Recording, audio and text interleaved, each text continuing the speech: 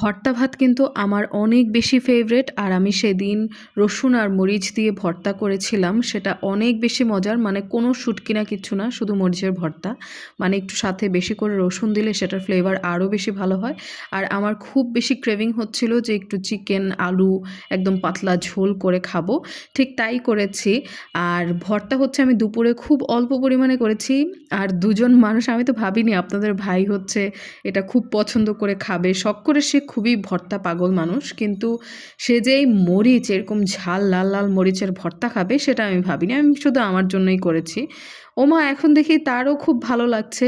আর আমি অবশ্য বেশিটুক নিয়েছি, কারণ আমি ভর্তা শেয়ার করতে পারি না ভাই, একটু বোঝার চেষ্টা করেন। যাই হোক, মাংস টাংস সবই শেয়ার করব। আর সেদিনকের আলু দিয়ে, নতুন আলু দিয়ে তো জানেনই, নতুন আলুর সাথে বিরিয়ানি রান্না করলে বা হচ্ছে মুরগির হালকা একটু পাতলা ঝোল করলে সেরকম লাগে। তো আমার কাছে অ্যাজ ইউজুয়াল অনেক বেশি মজার লেগেছিল। আর আমি না একটু আলুটা মেখে বা একটু আলুটা আস্তে আস্তে রেখে খেতে খুব পছন্দ করি, ওটার ফ্লেভারটা আর কি খুব ভালো আসে। আপনারা চেষ্টা করবেন নতুন আলুটা আস্ত না রেখে একটু মাঝখান দিয়ে ফালি করে দিবেন, তাহলে ফ্লেভারটা ভিতরে ঢোকে।